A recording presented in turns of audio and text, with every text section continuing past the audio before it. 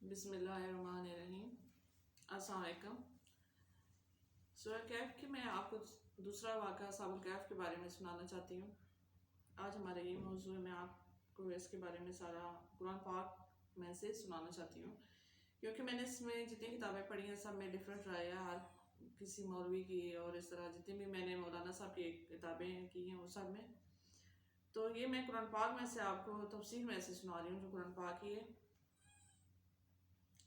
یہ اس میں سے آپ ترجمے میں سے میں آپ کو اصحاب کہف کا واقعہ سناتی ہوں کہ یہ کیا سارا جو ہم سورۃ جمعے کے دن ہمیں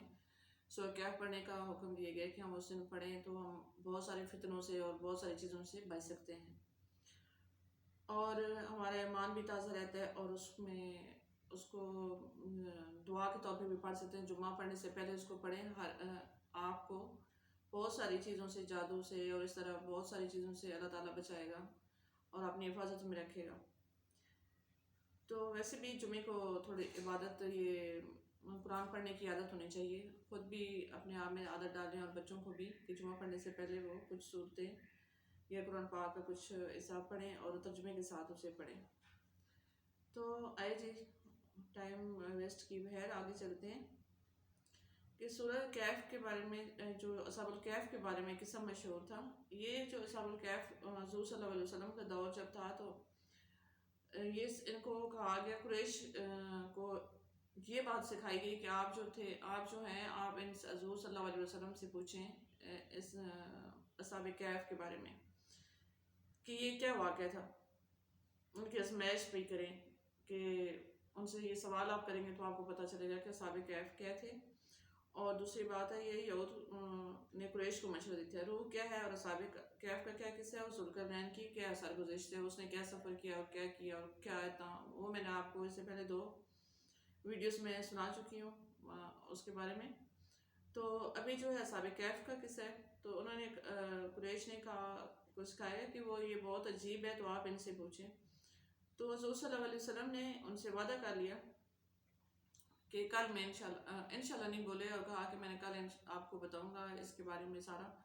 تو حضور صلی اللہ علیہ وسلم کو یہ تھا کہ کل وہی آئے گی تو وہ حضرت جبرائیل علیہ السلام سے سارا پوچھیں گے،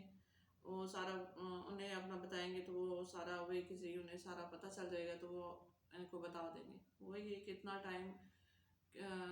کافی دن گزر گئے تو وہی نہیں آئی۔ تو پھر جو تھے وہ جو منافقین تھے انہوں نے کافی سوال و جواب کیے، اور آپ حضور صلی اللہ علیہ وسلم کو کافی تنگ کیا اس بارے میں۔ تو پھر حضرت جبرائیل جب تشریف لائے تو انہوں نے آ کے کہا آپ سے کہ آپ سب سے پہلے انشاءاللہ آپ نے نہیں کہا، کیونکہ آپ کے پاس تو علم تبھی ہے جب وہی اللہ تعالیٰ بھیجے اور آپ کو سب چیزوں کا پتہ چل جائے گا۔ تو آپ نے ان سے یہ وعدہ نہیں کرنا تھا، آپ نے ان سے کہنا تھا کہ انشاءاللہ تعالیٰ اللہ تعالیٰ چاہے گا تو میں آپ کو جب وہی آئے گی تو میں بتا دوں گا۔ اچھا، تو یہ قصہ یوں ہے، روح کیا ہے، اصحاب کہف کا کیا قصہ ہے، یہ انہیں پوچھا تھا، اس لیے اس آیت میں بتایا گیا کہ وہ اتنا عجیب قصہ نہیں ہے کہ جتنا اس سے پہلے امتوں میں جو واقعات ہو چکی ہیں، اور جو کچھ اسلام کے جتنا اسلام میں کیا جتنے آج تک پیغمبر آئے ہیں اور جتنا کچھ پہلے امتوں میں ہو چکا تھا، وہ اتنا یہ عجیب نہیں ہے قصہ کہ آپ اس کے بارے میں وہ استغفار کر رہے ہیں۔ لیکن تفسیر انہیں یہ بتائی پھر قرآن پاک میں آئی ہے کہ بیان فرمایا ہے کہ کہتے ہیں کہ یہ چند نوجوان روم کے کسی ظالم اور جابر بادشاہ کے عہد میں تھے، جس کا نام بعد لوگوں نے دیکھے نیوز بتلایا ہے۔ بادشاہ سخت عالی بت پرست تھا اور جبراً کراہن بت پرستی کی اشاعت کرتا تھا، زبردستی لوگوں کو، جس طرح بادشاہ مار پیٹ کے بھی کروا سکتے ہیں، جبراً لوگوں سے کرواتا تھا کہ آپ عبادت کریں اس کی، مطلب اسے پوجیں۔ تو اشاعت کرتا عام لوگ سختی اور تکلیف کے خوف اور چند روزہ دنیاوی منافع کی طمع سے اپنے مذہب کو چھوڑ کر بت پرستی اختیار کرنے لگے۔ اس وقت چند نوجوانوں کے دلوں میں، جن کا تعلق عمائر سلطنت سے تھا، خیال آیا کہ ایک مخلوق کی خاطر خالق کو ناراض کرنا ٹھیک نہیں، کیونکہ ان کے دل جو تھے وہ نور سے منور تھے، تقوی سے منور تھے، ان کے دل میں خوف خدا تھا، تو وہ یہ چاہتے تھے کہ ہم اپنے رب کی عبادت کریں جس نے یہ دنیا بنائی ہے، جس نے یہ سارے جہاں بنائے، تو ہمیں ایک اس کے ڈر سے، اس کی جو ہم کاریں، مطلب اس کے خوف سے جو بت پرستی پہ ہمیں مجبور کر رہی ہے بادشاہ، تو ہمیں نہیں کرنا چاہیے۔ تو ویسے بھی ان کے دل جو تھے صبر و استقلال اور نور تقوی سے بھرے ہوئے تھے، وہ جو نوجوان تھے۔ پھر بادشاہ نے جب انہیں اپنے روبرو حاضر کیا تو انہوں نے جا کے اپنی ایمانی جرت کے سے لوگوں کو بہت ہی حیران پریشان کر دیا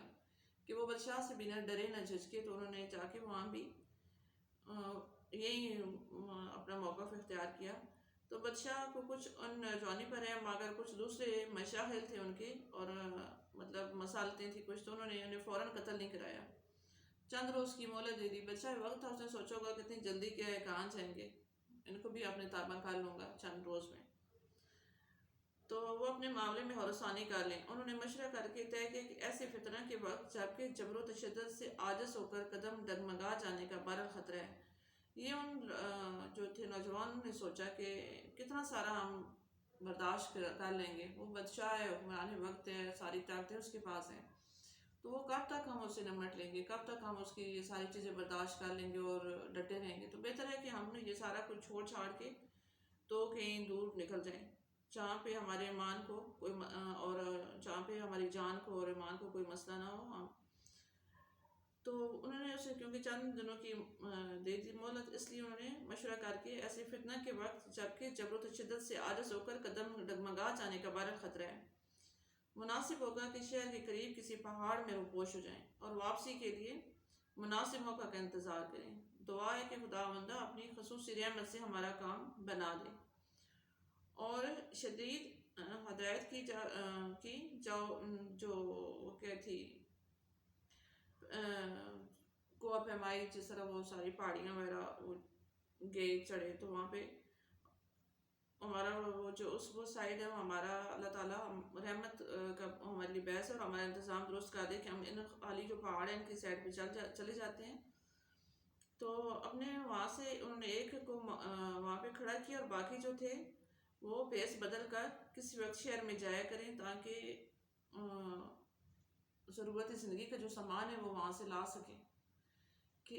ایک جو بندہ ہے وہ اپنا پیرن بدل کے، بیس بدل کے، جس طرح ہم لوگ کہتے ہیں کہ حلیہ بدل کے اس نے کہا لیا ہے، تو وہ کیونکہ وہ تو کافی مشہور تھے لوگ، تو انہیں وہ پہچان پہ جائیں گے، تو انہوں نے اپنا حلیہ چینج کر کے، تو وہ قریبی جو تھے آبادی تھی وہاں سے اپنے جو ضروری چیزیں تھیں جو انہیں ضرورت کی، تو وہاں سے وہ ساری اپنی ضرورت زندگی کی چیزیں کا لیے کریں۔ اور دوسری بات ہے کہ لوگوں سے وہ جو خبریں تھیں، جو ادھر ادھر جو باتیں مشہور ہوتی تھیں، ظاہر بادشاہ تھا اور سارا ان کا انتظام بھی ہوگا، اور انہوں نے بہت ڈھونڈا بھی ہوگا، تو وہ ساری بھی چیزیں جو ہیں وہ ادھر سے سن لے کے تو وہ آ کے ان کو بتایا کرے گا، اور وہ ساری ایک پہاڑ کے اندر رہیں گے۔ تو وہ جب بندہ آیا ادھر تو اس نے دیکھا کہ بڑا جو ہے ان کے رشتہ دار جو تھے ان کے، اور عزیز وقار بھی جو تھے، ان پہ بڑا تشدد کیا جا رہا تھا، اور ان سے پوچھنے کے لیے کہ وہ کہاں پہ وہ کہاں پہ چلے گئے ہیں، وہ جو تھے، وہ جو آپ کے عزیز تھے، وہ کہاں چلے گئے ہیں۔ تو انہوں نے جو بندہ گیا ہوا تھا خیر خبر لینے کے لیے، تو اس نے آ کے اپنے باقی ساتھیوں کو اطلاع دی کہ اس طرح ہمارے جو عزیز و قارب ہیں ان کو تنگ کیا جا رہا ہے، پریشان کیا جا رہا ہے، تو دیکھیں آپ، تو بھی کب تک یہ انہیں پتہ چلتا ہے، اور وہ ہمیں بہت ڈھونڈ رہے ہیں۔ تو ابھی وہ یہ مذاکرہ ہو ہی رہا تھا کہ حضرت تعالیٰ نے ان سب پر نیند طاری کر دی۔ کہا جاتا ہے کہ سرکاری آدمیوں نے بہت تلاش کیا، پتہ نہ لگا، تو تھک کر بیٹھ گئے، اور بادشاہ کی رائے سے جب بہت ڈھونڈا، ہر جگہ سے ڈھونڈ ڈھونڈ کے تھکے، تو پھر بادشاہ جو ان کے تھے جو رائے دینے والے لوگ ہوتے ہیں، ذرا بادشاہ کے ساتھ کافی سارے جو ہوتے ہیں، انہوں نے رائے دی کہ ایک آپ تختی لیں جس کے اوپر نام کندہ کر دیں، ان کے نام اور ان کا جو حلیہ یا احوال یا جو بھی کچھ ان کا نشانیاں تھیں، وہ جس طرح بھی شناختی کارڈ پہ نشانیاں لگاتے ہیں کہ یہ اس کا نشان ہے ماتھے پہ، یہ وہ، تو وہ انہوں نے کہا کہ نشان ان کے سارا کچھ لکھ کے تو آپ خزانے میں ڈال دیں، تو جب بھی آنے والی نسلوں میں اگر وہ واپس آئے یا کچھ پتہ چلا تو وہ ہمیں ضرور پتہ چل جائے گا کہ اس طرح ایک جو جماعت تھی ہمیں سے لاپتہ ہو گئی تھی اور وہ میں نہیں ملی، تو ہو سکتا ہے کبھی وہ سامنے آ جائے۔ تو اس وقت اس ایک جماعت کے یہ جو تھے دو لقب تھے، اصحاب کہف بھی یہ کہلاتے تھے، اور ان کی صرف تھی اصحاب رقیم بھی تھے۔ اصحاب رقیم اس وجہ سے کہ پہلی دفعہ ان کے بارے میں لکھ کے سارا کچھ تو وہ خزانے میں جمع کرایا گیا تھا، وہ لکھا ہوا سارا کچھ، تو اس وجہ سے یہ بھی تھا کہ اس قرآن میں ان کا یہ بھی ذکر نام آیا کہ اصحاب رقیم بھی یہ کہلائے۔ اس کے بعد ایسی تھپکی تھی کہ برسوں ہار میں پڑے سوتے رہے، ادھر ادھر کی کوئی خبر ان کے کانوں میں نہیں پڑتی تھی، اور ان کو زہر ہو جائے کہ اختلاف کرنے والوں میں سے کس ان کی مدت نوم کا سے یہ اندازہ لگا رکھا تھا۔ زہر ایک ایسی طویل نیند تھی کہ قدرتی طور پر دیکھنے والوں میں بھی اختلافات تھے اور چموگیاں ہوتی تھیں۔ ابھی بھی جیسے کافی ساری چیزوں میں جب کوئی بات ہوتی ہے تو وہ لوگ آپس میں مل بیٹھ کے باتیں کرتے ہوتے ہیں کہ یہ ہو گیا وہ ہو گیا، تو اس وقت بھی لوگوں نے بڑا عرصہ ان کے بارے میں باتیں کرتے، لیکن کچھ پتہ نہیں چلا۔ تو کوئی کم مدت بتاتا ہے کہ اتنا ٹائم ہو گیا، کوئی زیادہ مدت بتا دیتا تھا کہ اتنا ٹائم ہو گیا۔ تو اللہ تعالیٰ نے انہیں اس لیے سلایا تھا کہ انہیں ایک مقرر ٹائم پہ جگائے اس جماعت میں، تاکہ ٹھیک حقیقت پر پہنچے۔ کیونکہ اس وقت جو یہ تھا کہ ایک جماعت تھی جو اس حیات پہ قائل تھی کہ جب انسان مر جاتا ہے تو دوبارہ زندہ نہیں ہو سکتا، نہ دوبارہ اسے اللہ زندہ کرتا ہے، وہ ہو ہی نہیں سکتا۔ اور ایک جماعت تھی جس کا ایمان تھا کہ جب اللہ تعالیٰ مار سکتا ہے، پیدا کر سکتا ہے، تو وہ زندہ بھی دوبارہ کر سکتا ہے۔ تو یہ دو فرقوں میں یہ کافی جو زور تھا، لڑائی زور پکڑ رہی تھی۔ تو جب اللہ تعالیٰ نے یہ جو تھے اصحاب الکہف، ان کو اس وقت زہر کرنا مناسب سمجھا تاکہ اپنی وطنیت بھی قائم کریں اور سب لوگوں کو یہ پتہ بھی چل جائے کہ اللہ تعالیٰ ہر چیز پہ قادر ہے، اور وہ زندہ بھی کر سکتا ہے اور مار بھی سکتا ہے۔ اور اللہ تعالیٰ نے انہیں ایسے ٹھکانے کی طرف رہنمائی کر دی تھی اس وقت کی جہاں وہ مطمئن ہو کر آرام کرتے رہے۔ نہ جگہ کی تنگی تھی، نہ جی گھٹنے کا، نہ اس وقت دھوپ آتی تھی، نہ ہار وہاں جو تھا ہار بہت اندر سے کشادہ اور ہوادار تھا۔ ابھی تو وہ کھلا ہوا ہے، لوگ اسے دیکھنے بھی جاتے ہیں، اور میں نے بھی اس کو یہ ایک دو ویڈیوز دیکھی ہیں کہ وہ ہار دکھا رہے تھے، تو وہ ہار واقعی بہت شاندار تھی کہ اس پہ کسی سائڈ سے سیدھی دھوپ نہیں پڑتی، تو ہر اندر سے کشادہ اور ہوادار، اور جیسے کہ ابن کثیر نے لکھا ہے کہ شمال رویا ہونے کی وجہ سے ایسی وضع پہ واقع جس میں دھوپ بقدر ضرورت پہنچتی ہے اور بدن کو اذیت دیے بغیر گزر جاتی ہے۔ تو کہتے ہیں کہ جب اصحاب کہف سوتے ہیں تو ان کی آنکھیں کھلی رہتی تھیں، اور اس قدر طویل نیند کا اثر ان کے ابدان پر ظاہر نہیں ہوا۔ ان کے بدن پہ جتنا وہ اتنا عرصہ سو رہے ہیں اس پر کچھ ظاہر نہیں ہوا، اس سے کوئی دیکھے تو سمجھے کہ جاگ رہے ہیں۔ اور حق تعالیٰ نے ان لوگوں میں شان و حیبت، جلال اور اس مکان میں دہشت رکھی تاکہ لوگ تماشا نہ بنا لیں کہ جا کے دیکھیں وہاں پہ، اور اگر وہ نظر آتے تو ظاہر ہے لوگ جا کے دیکھتے ان کو کہ ایسے ہی سوئے ہوئے ہیں، کب سے سوئے ہوئے ہیں۔ تو اللہ تعالیٰ نے ان کے آرام میں خلال نہ ہو اس لیے کسی کو اس کی خبر ہی نہیں ہونے دی۔ ان کے ساتھ ایک کتا بھی لا گیا تھا، اس پر بھی صحبت کا اثر ہوا اور صدیوں تک زندہ رہا۔ اگرچہ کتا رکھنا برا ہے لیکن لاکھ بروں میں ایک بھلا بھی ہے۔ اور جس طرح اپنی قدرت سے اتنی لمبی نیند سلایا تھا، اسی طرح بروقت جگا بھی دیا، جگائے بھی اس ٹائم جب ان کی بہت ضرورت تھی، کیونکہ دو فرقوں میں جو تھا یہی لڑائی ہو رہی تھی کہ دونوں فرقوں میں کہ ایک کہتے تھے کہ اس کے بعد مرنے کے بعد انسان زندہ نہیں ہو سکتا، دوبارہ اللہ نہیں کرے گا کسی کو زندہ نہ ہو سکتا ہے، تو ایک فرقہ کہتا تھا کہ نہیں، ان کا ایمان تھا کہ ہو سکتا ہے۔ تو جس دن وہ اٹھے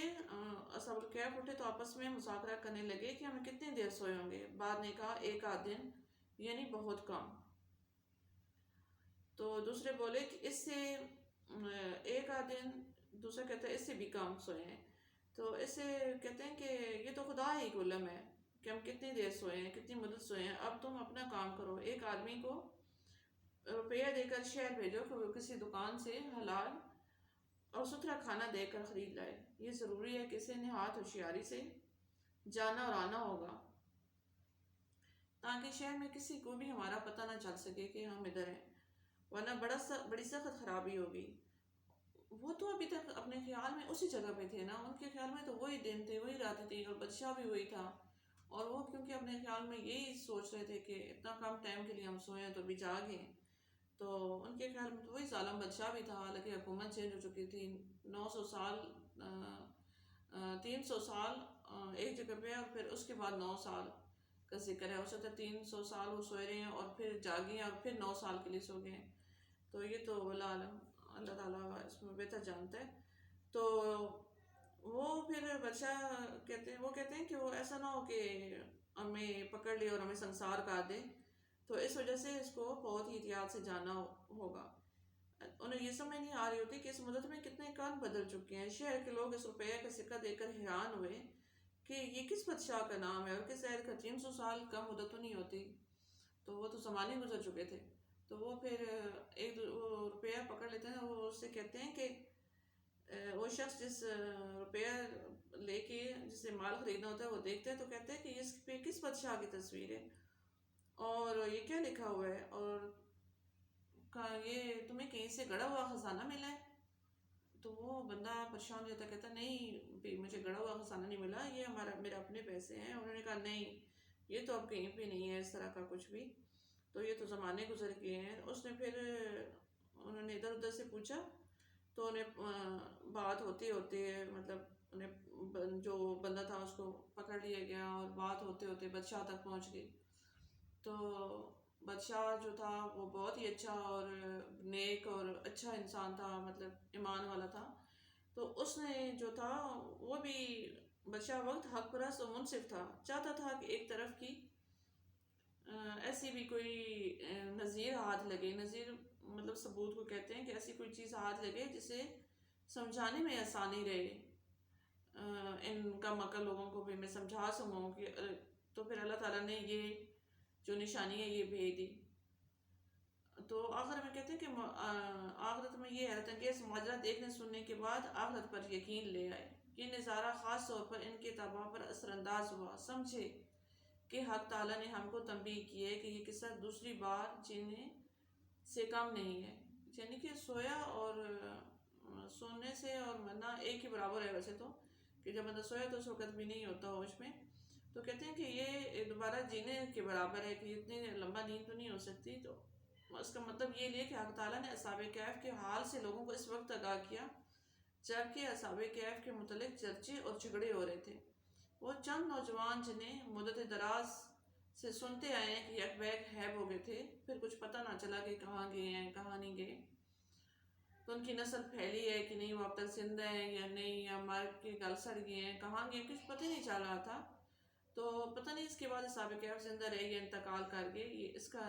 نہیں ہے ذکر. انتقال ہوا تو کب ہوا، زندہ رہے تو کب تک رہے یا کب تک رہیں گے، اس کا آگے ذکر نہیں اس میں سورہ کہف میں. تو لیکن کچھ لوگوں نے پھر فرط عقیدت سے چاہ کہ اس ہار کے پاس کوئی مکان بطور یادگار تعمیر کر دیں جس سے زائرین کو سہولت ہو. تو اس میں اختلاف رائے ہوا ہوگا کہ کس قسم کا مکان بنایا جائے. تو پھر یہ تجویز ان کی موت کے بعد ہوئی. اس سے قبل دوبارہ نیند طاری ہو گئی. تو وہ جب بادشاہ نے ان سے کہا کہ ان کے پاس بادشاہ کے پاس اس کو بندے کو لے کے گئے تو اس نے جب سارا واقعہ بتایا تو بادشاہ کو تیار ہو گیا جانے کے لیے کہ میں جا کے دیکھوں گا کہ کیا ماجرا کیا ہے یہ سارا. تو ہوا کیا کہ وہ جو آدمی تھا وہ سارے ادھر جب پہنچے تو ہار سے کافی پہلے اس بندے نے کہا کہ آپ کو اچانک وہ اس طرح حالت میں اور اس طرح اپنے سامنے دیکھیں گے تو وہ جو میرے دوست ہیں یا رفیق ہیں وہ تو پریشان ہو جائیں گے اور وہ اس طرح تو وہ ڈر جائیں گے. تو آپ ایسے نہ کریں، تو پہلے میں جا کے ان کو حال احوال سارا سناتا ہوں، تو اس کے بعد جو ہے آپ ان کا پتہ کریں. تو وہ پھر یہ کہ کچھ عرصے کے بعد اس کے بعد آگے کا نہیں لکھا ہوا کہ حال احوال کیا ہوا، کہ وہ دوبارہ وہ جب اندر گیا تو وہ جب وہ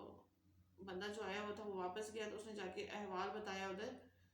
تو ان لوگوں نے شکر اللہ کا ادا کیا اور کہا کہ شکر ہے کہ ہمارے ایمان جو تھا وہ محفوظ رہا. اور وہ پھر انہوں نے کہا کہ اس سے تو ہمیں نیند ہی بہتر ہے، اور وہ پھر سو گئے. یہ اس طرح کا ادھر ذکر ہے. دوبارہ نیند طاری ہونے کی حالت میں کہ اس ملنے میں ہے کہ یہ تجویز ان کی موت کے بعد ہوئی، اس سے قبل دوبارہ نیند طاری ہونے کی حالت میں، اور لوگوں کو ہار تک پہنچ کر ان کی ملاقات میسر ہو سکی یا نہیں اس کا کچھ پتہ نہیں ہے. یہ آگے اس میں نہیں لکھا ہوا سورہ میں ترجمے میں. بارسوخ اور سیردار لوگ ان کی رائے یہ قرار پائی کہ ہار کے پاس عبادتگاہ تعمیر کر دی جائے اصحاب کہف کی نسبت وجہ اس کے کہ پکے موت اور متقی تھے، یقینی طور پر نہیں کہا جا سکتا کہ کس نبی کی شریعت کے ثبوت تھے کے پیرو تھے، لیکن جن لوگوں نے متقد ہو کر وہاں مکان بنایا وہ نصاری تھے۔ ابو یعان نے بحر محیط میں اصحاب کہف کا مقام متعین کرنے کے لیے متعدد اقوال نقل کی ہیں۔ یعنی سامعین، وہ یہ کہ اصحاب کہف کا قصہ سن کر جیسا کہ لوگوں کی عادت ہے اٹکل کی تیر چلائے ہوں گے کہ کوئی کہے گا وہ 3 تھے، چوتھا کتا تھا، کوئی کہتا ہے 5 تھے، چھٹا کتا تھا، لیکن یہ سب اقوال ایسے ہیں جیسے کوئی بے نشانہ دیکھے پتھر چلاتا رہے۔ ممکن ہے مختلف باتیں کہنے سے جو ہے بجہلیت کے علاوہ رسول صلی اللہ علیہ وسلم کا امتحان کرنا بھی مقصود ہو کہ دیکھیں یہ اس معاملے میں کیا کہتے ہیں، کیونکہ احتمال ہے کہ یہود نے ان کو صحیح تعداد 7 کی بتلائی ہو جس کی طرف آگے قرآن نے اشارہ کیا ہے، یعنی اس قسم کی غیر متعدد باتوں سے زیادہ جھگڑنا